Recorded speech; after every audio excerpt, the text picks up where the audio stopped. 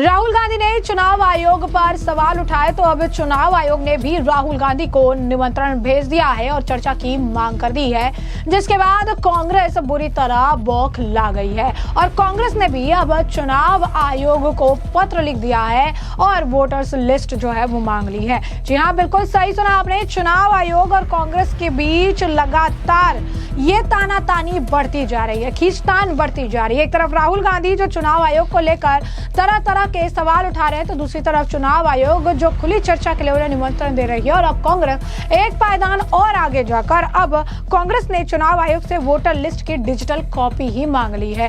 क्या है पूरा माजरा, किस तरीके की आ रही प्रतिक्रियाएं, विस्तार से जान लेते हैं। महाराष्ट्र विधानसभा चुनाव 2024 पर चर्चा की मांग को लेकर चुनाव आयोग ने राहुल गांधी को निमंत्रण दिया, जिसके बाद आयोग के निमंत्रण पर अब कांग्रेस पार्टी ने, और जो आपको बता दें कि उनके जो नेता हैं उनकी ओर से अब बयान आया है। उन्होंने कहा है कि कांग्रेस पार्टी का नेतृत्व सूची और फुटेज प्राप्त होने के बाद चुनाव आयोग किसे मिलने को तैयार है। उस बैठक में हम अपने विश्लेषण के निष्कर्ष भी आपके सामने प्रस्तुत करेंगे। कांग्रेस ने बकायदा इस पत्र में लिखा है कि अगर एक हफ्ते के अंदर चुनाव आयोग उन्हें डेटा भेज देता है तो वो उसकी जांच पड़ताल करके इलेक्शन कमीशन से चर्चा के लिए तैयार है।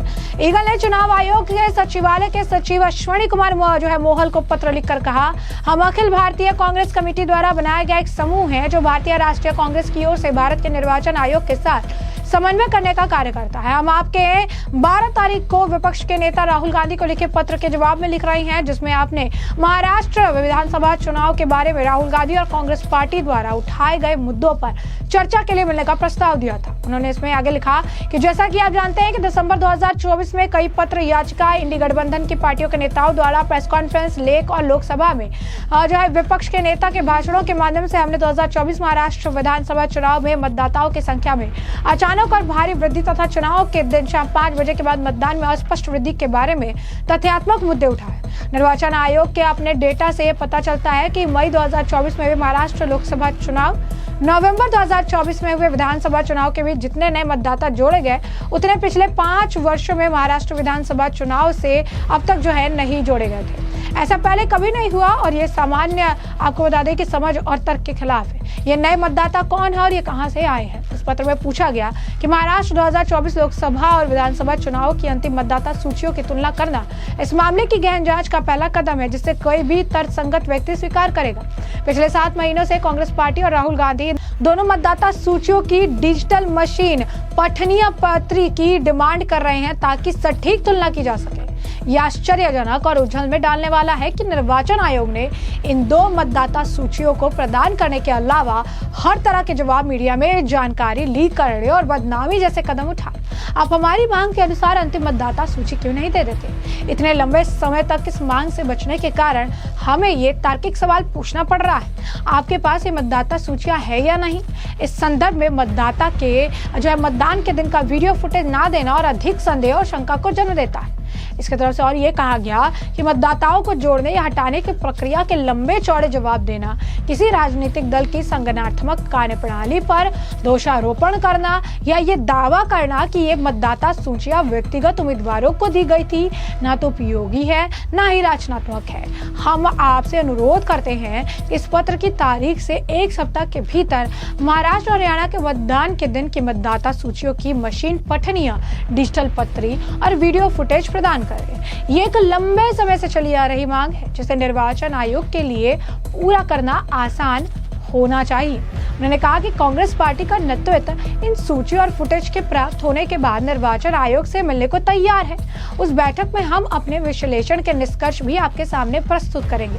भारत को एक संप्रभु, लोकतांत्रिक, स्वतंत्र गणराज्य बनाने में मदद करने वाली पार्टी के रूप में हम निर्वाचन आयोग के साथ सहयोग करेंगे ताकि हमारी चुनावी प्रक्रियाओं को और मजबूत किया जा सके। इसी तरह भारत की वैश्विक छवि को एक मजबूत लोकतंत्र के रूप में बनाए रखने के लिए यह आवश्यक है कि निर्वाचन आयोग भारत के 1 अरब मतदाताओं और राजनीतिक दलों का पूर्ण विश्वास और भरोसा हासिल करे। चुनाव आयोग ने कहा था कि देश में चुनाव पारदर्शी होते हैं। इसी ने 12 जून को राहुल गांधी को भेजे लेटर में लिखा था कि भारत की संसद से पारित इलेक्टोरल लॉ, उसके नियम और समय समय पर चुनाव आयोग के निर्देशों के जरिए बहुत सख्ती से देश के चुनाव आयोजित कराए जाते हैं। महाराष्ट्र विधानसभा चुनाव प्रक्रिया विधानसभा क्षेत्र स्तर पर स्टैंडर्डाइज आयोजित की जाती है। इसमें इसी के नियुक्त 1,186 से ज्यादा BLO, 288 electoral registration officer, 139 general observer, 41 police observer, 71 खर्च जो है ऑब्जर्वर और 288 रिटर्निंग अधिकारी और महाराष्ट्र के राष्ट्रीय राज्य राजनीतिक दलों के नियुक्त 1,08,026 बूथ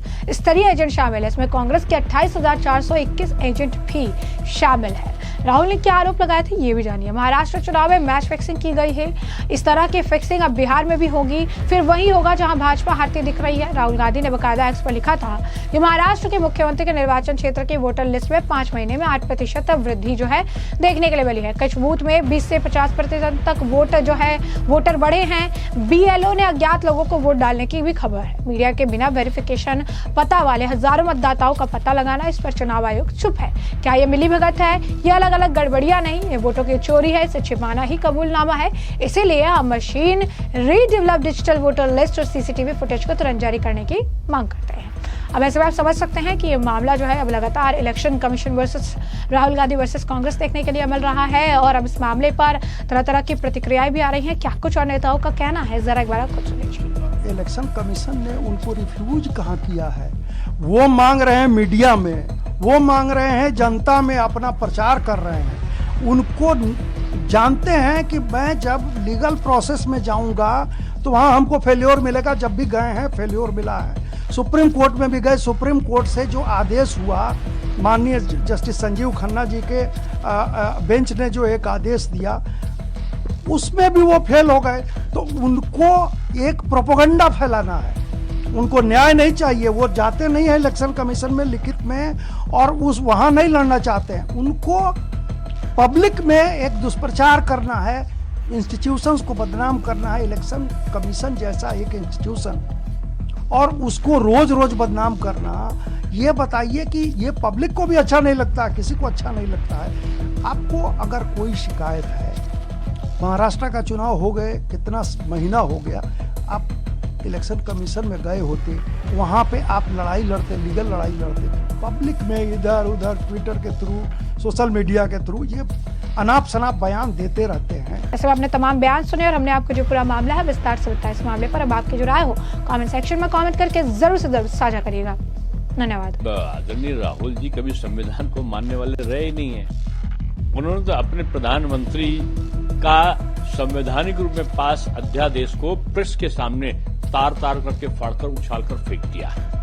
जो अपने प्रधानमंत्री का अध्यादेश जो संवैधानिक रूप में पास है उसको फाड़कर फेंक सकता है, तो उस ऐसे नेता से किसी प्रकार की इस प्रकार की बातें कहना मैं समझता हूं अच्छा नहीं लगता। और मैं ये मानता हूं कि आदरणीय राहुल गांधी जी ने जो विभिन्न प्रकार के वक्तव्य दिए हैं वो तथ्यों से परे हैं।